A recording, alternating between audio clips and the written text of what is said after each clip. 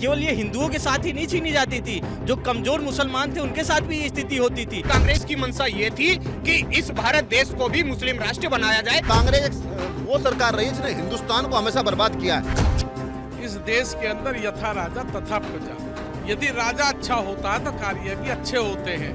ये वही अखिलेश है जो कहते, इसका पिता कहता था कि हो जाती है। हिंदू होके हिंदुत्व का विरोध कर रहे हैं तो उनके डीएनए में कहीं ना कहीं दिक्कत है। और मोदी जी की सरकार रही तो फिर से हम एक हिंदू राष्ट्र के रूप में अपने भारत को आने वाले आगामी समय में देखेंगे।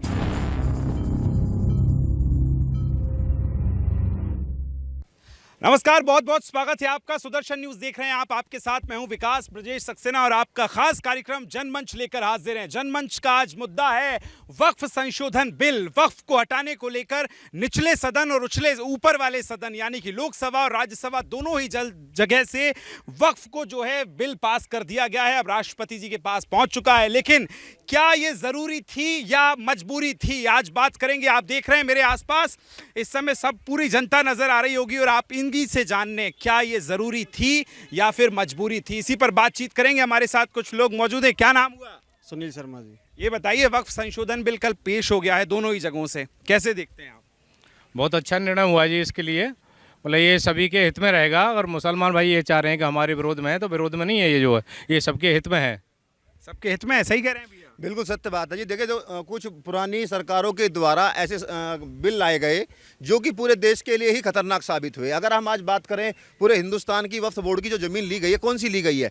सिर्फ उस ज़मीन की बात की गई है जो जिसे बोल सकते हैं प्योर, जो एक अच्छा हीरा ज़मीन थी, उनको ले लेके बड़े बड़े साहूकारों को बेच दिया गया। 10 रुपये में लेके 1000 रुपये में सेल आउट कर दिया था। तो ये नीति क्या थी? ये सरकार की नीति खाओ पाड़ू नीति थी जो उनके द्वारा, कांग्रेस द्वारा चलाई गई थी। और कांग्रेस वो सरकार रही है जिसने हिंदुस्तान को हमेशा बर्बाद किया है। 1947 में बंटवारे के नाम पे बर्बाद किया, फिर उसके बाद में ऐसे ऐसे कानून लेके आए, वक्फ के नाम पे लेके आए, अन्य बहुत कानून लेके आए। तो मैं ये जानता हूं जी, जो सरकार के द्वारा ये कानून लाया गया बहुत ही सुंदर और सराहनीय कार्य है। वक्फ के नाम पर लूटा है ये कह रहे हैं, क्या नाम हुआ? नमस्कार। नमस्कार नमस्कार सर, कैसे हैं आप? ये कह रहे हैं वक्फ के नाम पे लूटा गया। बिल्कुल लूटा, बहुत बढ़िया कह रहे हैं ये। क्या जरूरत थी वक्फ संशोधन लाने की? देखो, मान लिया ये हमारा मंदिर है, यहाँ इस पे हाथ धर दिया कि ये होगी वक्फ संपत्ति, ठीक है जी। अब हमको इसके कागज दिखाने, अब हम पे कागज है तो ठीक है, नहीं है तो वक्फ संपत्ति है। वक्फ पे कागज है या नहीं है? आप पर है? हम पे तो है। तो फिर चिंता किसको है? चिंता तो वक्फ को है, जिन पे नहीं है। जिन पे नहीं है।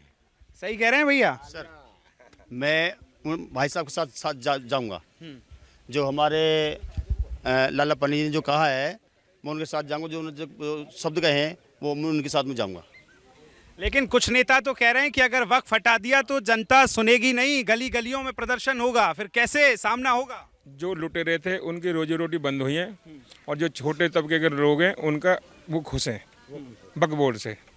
और जो नेता हैं जो लूट करते थे कांग्रेस वाले, उनकी रोजी रोटी बंद है, वो इसलिए रो रहे हैं। वो असदुद्दीन ओवैसी, कांग्रेस, समाजवादी पार्टी के कई नेता कह रहे हैं कि ये मुसलमानों के साथ गलत हो रहा है। गलत नहीं हो रहा है, ये बहुत अच्छा है, हुआ है। ये इससे पहले भी हो जाता तो ज़्यादा बढ़िया रहता। इतनी सारी प्रॉपर्टी जो हमारी थी वो ऐसे नहीं होती, जो इन्होंने घेर रखी है बहुत सारी। इससे देश को बहुत घाटा हुआ, लोग बागों को।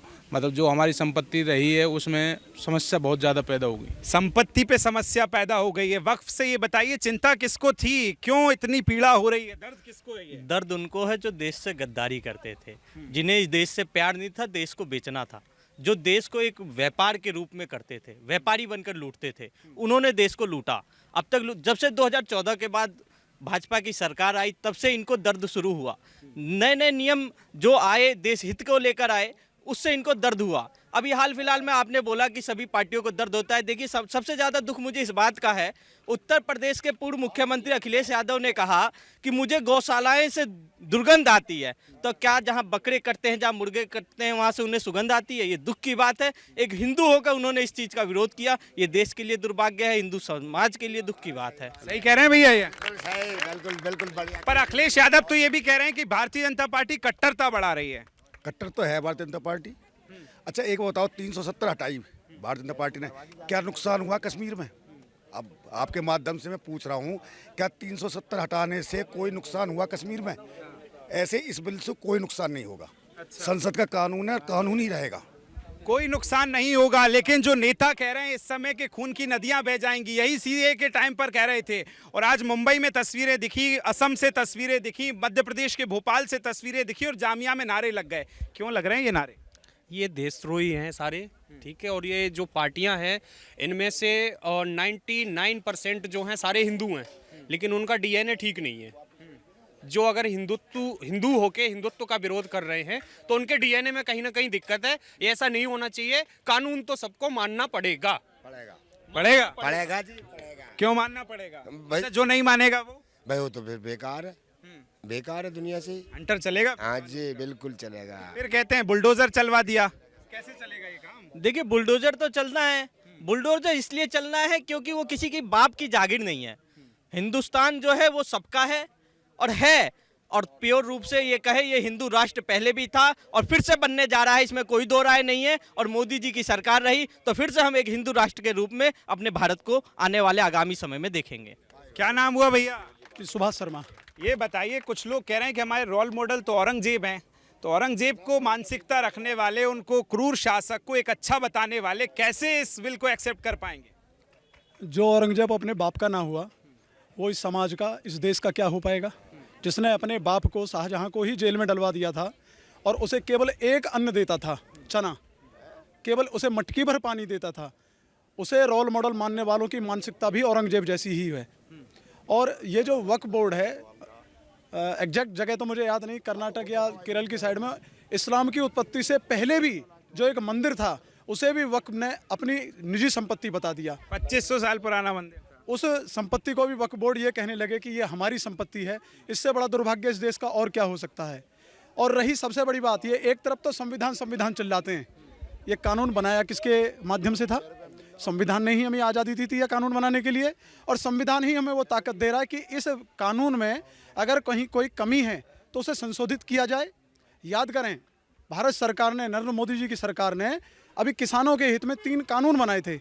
उन कानूनों को इन्होंने कह दिया था कि ये काले कानून हैं। वो कानून वापस हुए तो बहुत अच्छी बात है। और ये कानून जो वक्फ बोर्ड इतने वर्षों से चला आ रहा है देश के अंदर, अगर आज इसमें संशोधन हो रहा है तो इनके पेट में दर्द हो रहा है।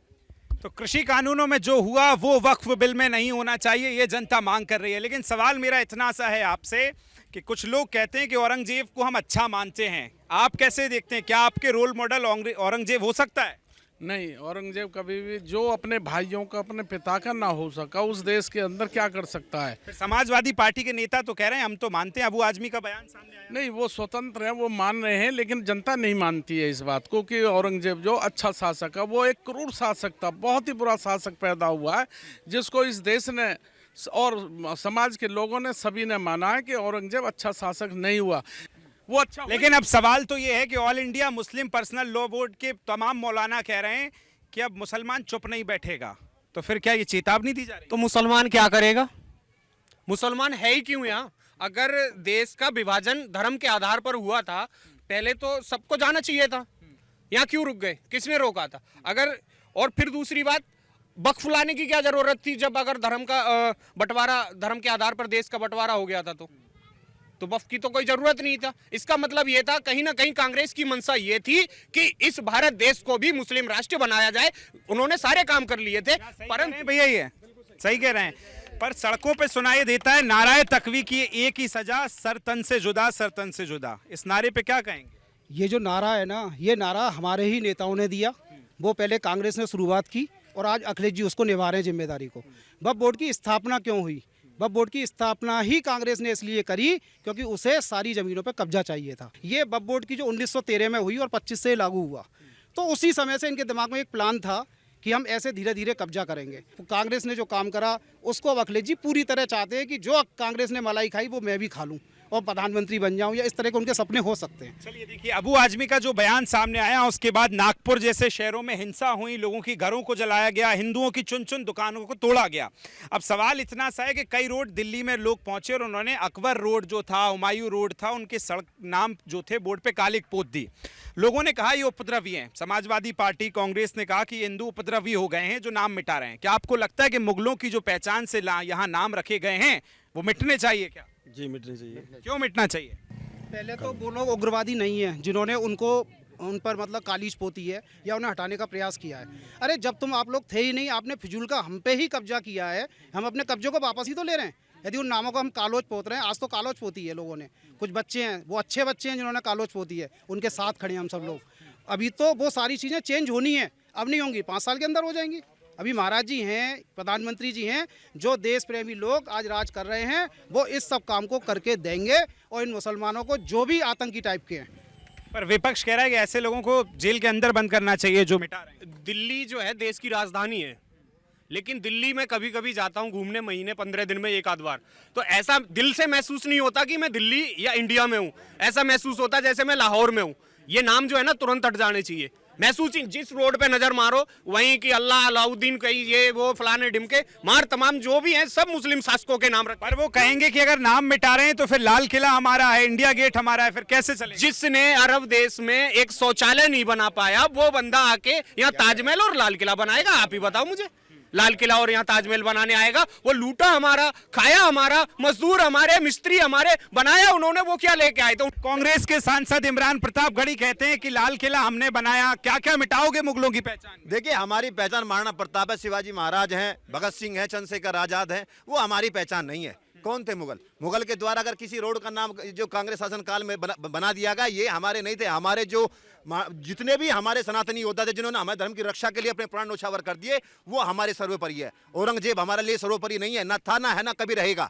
हमारे जो भी सर्वोपरि योद्धा रहे हैं, हम उनको नमन करते हैं और ये मांग करते हैं सरकार से कि जितने भी ऐसे विनाशकारी योद्धाओं के नाम, जितने भी विनाशकारी ऐसे मुगल पूत ही कह सकते हैं, मुगल पूत थे, इनके सभी के नाम चेंज किया जाए और वीर योद्धा के नाम पर उनको रखा जाए। कितना सहमत हैं आप? ये क्या क्या मिटना चाहिए? ये जो दिल्ली में सड़कों के नाम है, ये मिटना चाहिए क्या?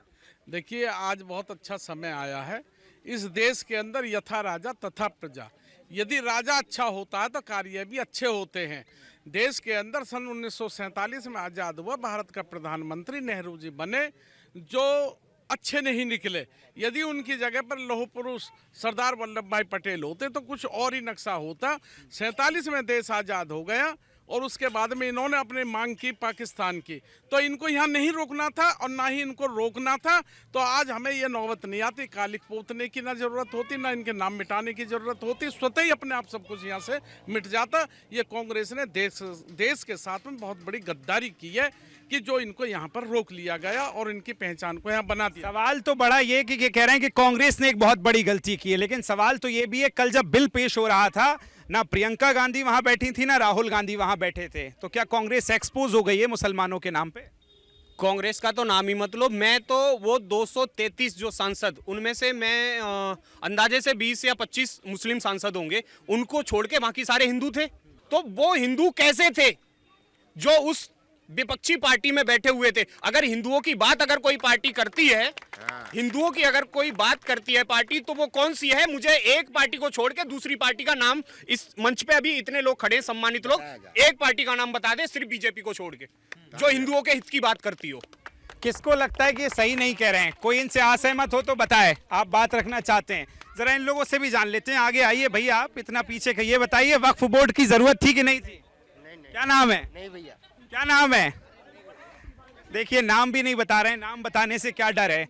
एक तरफ कह रहे हैं कि नाम ना मिटाए जाएं। शेक्सपियर ने कहा था व्हाट्स इन अ नेम, नाम में क्या रखा है, लेकिन उन्होंने नाम नहीं बताया। फिर मैं आपके पास लौट रहा हूं और आपसे सवाल यही है, अभी जो प्रदर्शन देखने को मिल रहे हैं आज, अगर कल को हिंसक घटनाएं होती हैं, all India Muslim personal law board के मौलाना ये कह रहे हैं कि देशव्यापी आंदोलन होगा, हम सड़कों पर उतरेंगे, तो कैसे देखते हैं अगर ये देश में हिंदुओं की दुकानों को जलाया गया? आपको लगता है कि ये लोग अब प्रदर्शन कर पाएंगे?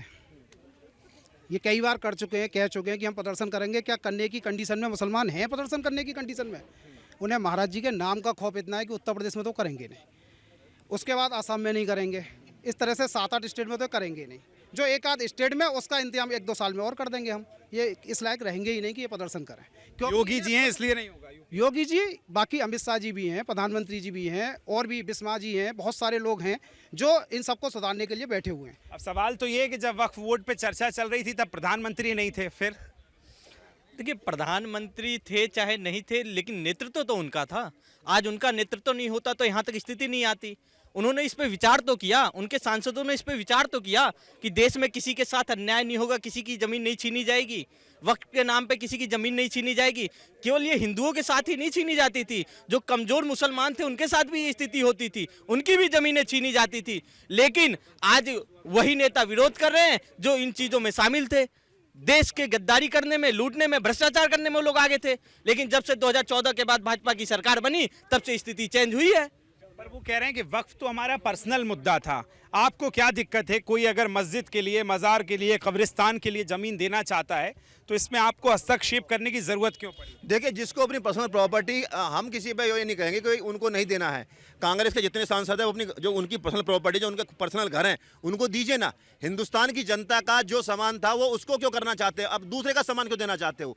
जो 1-1 इंच वक्त के अंदर जो जमीन उन्होंने कब्जाई है, जो मेन पॉइंट कब्जाए हैं, वो हिंदुस्तान की जनता के हैं, ना कि किसी कांग्रेस के सांसद के या जो उनका भी राष्ट्रीय अध्यक्ष है उनके नहीं है। अगर देना चाहें तो राहुल गांधी जी अपने घर की पर्सनल जमीन दीजिए, जितना दान देना चाहता है उतना दीजिए, हमें कोई आपत्ति नहीं है। परंतु जो हमारा हक है उसे किसी और को दोगे तो भाई कैसे बर्दाश्त कर लेंगे? बिल्कुल बर्दाश्त से बाहर है। और हम इसका पूर्ण समर्थन करते हैं कि वक्फ बोर्ड को मोदी जी लेके आए हैं और उसको बिल को पास किया गया। तो देखिए, लोगों के अलग अलग विचार हैं। कोई कह रहा है कि हम समर्थन करते हैं, कोई कह रहा है कि अगर प्रदर्शन होगा तो सड़कों पर उतरेंगे। लेकिन सवाल मेरा फिर यही है कि एक तरफ नाराए तकवी की एक ही सजा के नारे लगते हैं, कोई भारत माता की जय नहीं बोलता है। सदन में फिलिस्तीन जिंदाबाद बोला जा सकता है, लेकिन भारत माता की जय बोलने पे शर्म क्यों आती है? वो शर्म आती है जो 200 से प्लस हिंदू सांसद बैठे हैं ना विपक्ष में, उनकी वजह से हमें शर्म आती है। उन्हें चुनती तो हम जैसी जनता ही है ना। वो जो जनता चुनती है ना। अब आपका चैनल न्यूज नेशनल चैनल है, इसलिए मुझे मर्यादा में ही रहने दो तो ज्यादा बेहतर है। उससे आगे मैं कुछ बोलूंगा तो भारत माता की जय बोलने में किसे शर्म आएगी? बेशर्मों को, जिनकी शर्म नहीं है। याद करो 1947 में जब देश आज़ाद हुआ था ना, तो भारत से बहुत सारे दलित समुदाय के लोग पाकिस्तान भी गए थे, केवल इस जिन्ना के चक्कर में कि ये हमारा भला करेगा, ये हमारा भला करेगा। और आज वहाँ पे जो दलित समुदाय के लोग वहाँ गए थे, उनकी कुछ तो जनसंख्या बढ़नी चाहिए थी, कुछ तो बढ़नी चाहिए थी। अगर 2-2 भी बच्चे होते उनके तो लगभग 20 करोड़ थे वहाँ पे। आज कितने रह गए हैं? ये वो कौम है जो उनको खा गई। और जो हिंदू होकर के हिंदुओं का भला नहीं कर सकता, मुसलमानों का भला क्या वो खाक करेगा? ये अखिलेश, मुझे तो इसके डीएनए पे शक है, इसके डीएनए पे शक है। ये असल में मुसलमानों का भला नहीं कर रहा है, इसके पैरों के नीचे से जो जमीन खिसकती जा रही है कि हिंदुओं का वोट तो मुझे मिलना ही नहीं है। ये तो इसने कसम खा ली कि हिंदुओं का वोट तो मुझे मिलना ही नहीं है, क्यों ना इधर से ही मिल जाए, मुसलमानों का ही मिल जाए। ये वही अखिलेश है, जब सरकार जाने वाली थी या चली गई थी तब इसने कहा था कि मैं भगवान परशुराम का मंदिर बनवाऊंगा। क्यों? अब तक तो हज हाउस बनवाता था, तुझे भगवान परशुराम कैसे याद आ गए? ये वही अखिलेश है जो इसका पिता कहता था कि लड़कों से गलतियां हो जाती हैं और कभी कभी गलती से लड़के भी हो जाते हैं। चलिए, लेकिन अखिलेश यादव ने कहा कि ये जो बिल है बीजेपी कट्टरता बढ़ाने के लिए, मुस्लिमों की हक मारने के लिए कर रही है।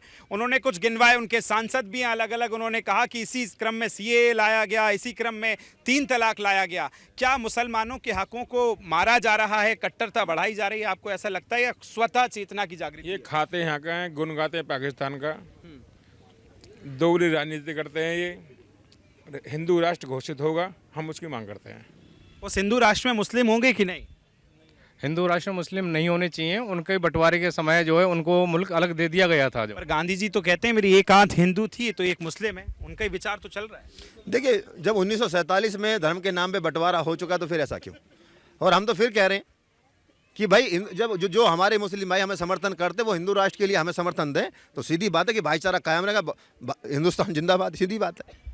फिर क्या गांधी जी को नहीं मानते हैं आप? नहीं, उनकी बात को नहीं मानते? नहीं, हम गांधी को भी मानते हैं तो गोडसे को भी मानते हैं, क्योंकि गांधी जी अपने जगह सही थे तो गोडसे भी अपने जगह सही थे। जब 1947 में धर्म के आधार पर देश का बंटवारा किया गया तो उसी आधार पर अब देश को जो उसकी राष्ट्रीयता है उसे घोषित की जाए।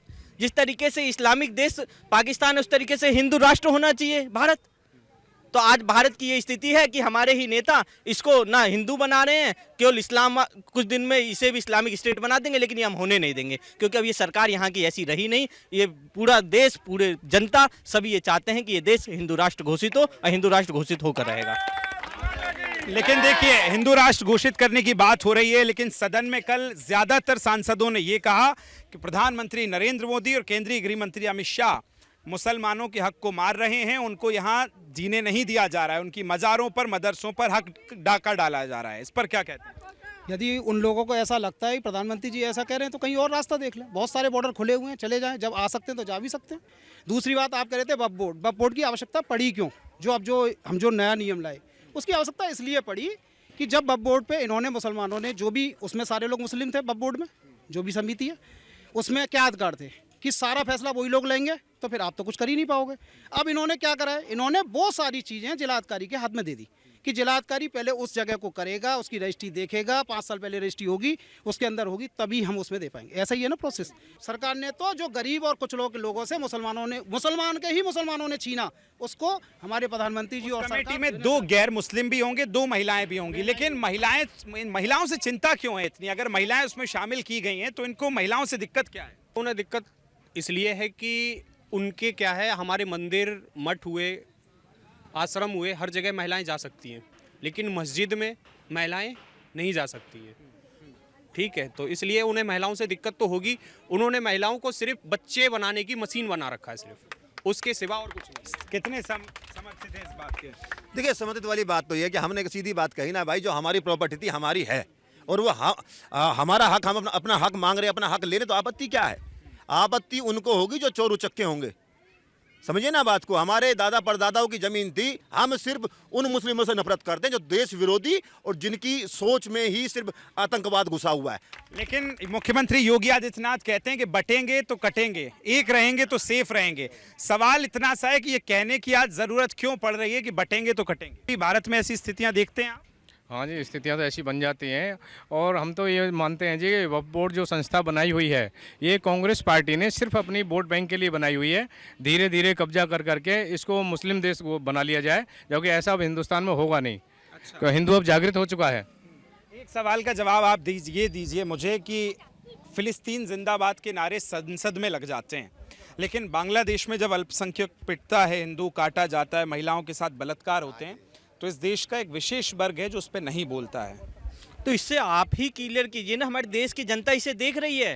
तभी योगी जी ने कहा कि हम बटेंगे तो कटेंगे। वो क्यों कहने की आवश्यकता पड़ी? क्योंकि ये उदाहरण हमें देखने को मिला बांग्लादेश में, जिसे हम भाईचारा देते थे, जिसे भाईचारा के नाम पर हम जीते थे, वो जब कटने लगे तो वहाँ किसी ने नहीं बोला। हमारे देश में देख लो आप, फिलिस्तीन की चिंता है सबको, लेकिन बांग्लादेश में जो हिंदू मारा गया, दलित मारा गया, महिलाओं के साथ अत्याचार हुआ, वो किसी को नहीं दिखाई दिया।